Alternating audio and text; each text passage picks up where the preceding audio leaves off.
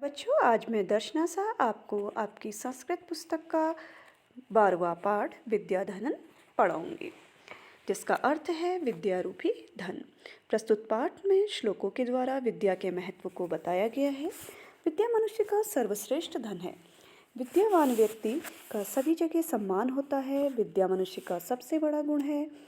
विद्या कल्पतरु के समान मनुष्य के सभी कार्य पूर्ण करती है और विद्याविहीन मनुष्य पशु के समान है। अतः मनुष्य को श्रेष्ठ प्राणी बनने के लिए विद्या रूपी धन को संचित करना चाहिए। तो आइए पहला वाला श्लोक पढ़ते हैं। न चौरहार्यम न चौराजहार्यम, न चोर के द्वारा चुराया जा सकता है और न राजा के द्वारा छीना जा सकता है। न भ्रातृभाज्यम, और न भाई से आपस में बांट सकते हैं। न चौभारकारी, और ना ही यह भारी होता है, हमारा बोझ बढ़ाने वाला होता है। व्यय कृते वर्धत एव नित्यम, हमेशा खर्च करने पर यह बढ़ता ही जाता है। विद्या धनम सर्वधन प्रधानम, अतः विद्या रूपी धन सभी धनों में श्रेष्ठ होता है। विद्या नाम, अब हम सेकंड वाले को पढ़ेंगे। विद्या नाम नरस्य रूपम अधिकम प्रच्छन्न गुप्तम धनम, विद्या मनुष्य का सबसे सुंदर रूप है। प्रच्छन्न गुप्तम धनम, विद्या मनुष्य का एक प्रच्छन्न होता है, छुपा हुआ धन है। विद्या भोग करी, विद्या संसार में भोगों को दिलाने वाली है। यशः सुख करी, यश दिलाने वाली है, सुख प्रदान करने वाली है। विद्या गुरुओं की भी गुरु है। विद्या बंधुजनों विदेश गमने, और विद्या जो है विदेश जाने पर बंधु यानी मित्र के समान होती है। विद्या परा देवता, विद्या ही सबसे बड़ा देवता है। विद्या राजसु पूजते, विद्या की जो है राजा भी पूजा करते हैं, ना कि धन की। विद्या से रहित मनुष्य क्या है, पशु के समान है।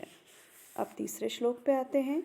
केयूरा न विभूषयन्ति पुरुषा हारा न चंद्रोज्ज्वला, मनुष्य को ना तो केयूरा होते हैं बाजूबंद जो हाथ में पहना जाता है आभूषण, तो मनुष्य को ना बाजूबंद सुशोभित करते हैं और ना चंद्रमा के समान हार, और न स्नान करने से, न शरीर में लेप लगाने से, और न कुसुमम अलंकृता मूर्धजा, और ना ही जो है फूलों से बालों को सजाने से मनुष्य अलंकृत होता है। तो वाण्या एका सम अलंकरोति पुरुषा या संस्कृता धार्यते, तो मनुष्य को एकमात्र एक अच्छी वाणी ही सुशोभित करती है। जो मनुष्य इसे धारण करता है वह सुशोभित होता है। श्रियंति अखिल भूषणानि, क्योंकि हमारे जो सारे आभूषण होते हैं वे सभी नष्ट हो जाते हैं, परंतु सततम वागभूषणम भूषणम, लेकिन जो वाणी रूपी आभूषण है वह हमेशा बना रहता है।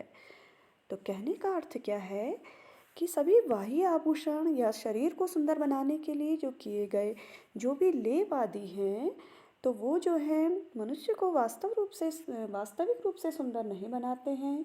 मनुष्य की वास्तविक सुंदरता तो उसकी वाणी होती है। अब हम लास्ट श्लोक पे आते हैं।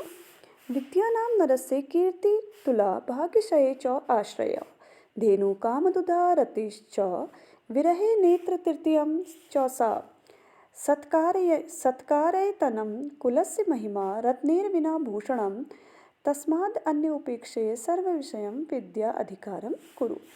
तो इसका अर्थ देखते हैं। विद्या नाम नरस्य, मनुष्य कीर्तिर्तुला, तो विद्या वास्तव में मनुष्य की अतुल्य कीर्ति है।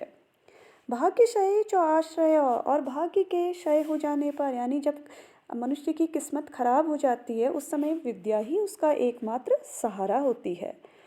धेनु कामदुधा, यह कामना पूर्ति करने वाली गाय कामधेनु गाय है और विरह में प्रेम करती है, और वही मनुष्य की तीसरी आँख होती है।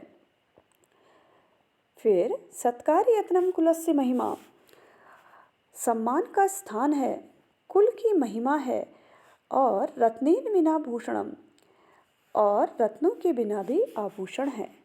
अतः अन्य सभी बातों को छोड़कर विद्या पर अपना अधिकार करना चाहिए। तो कहने का मतलब है कि विद्या जो है वह मनुष्य के लिए एक ऐसा अमूल्य रत्न है जो उसे अपने बुरे समय में भी उसका साथ देती है।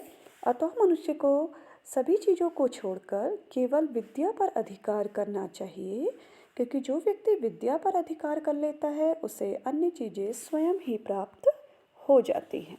धन्यवाद।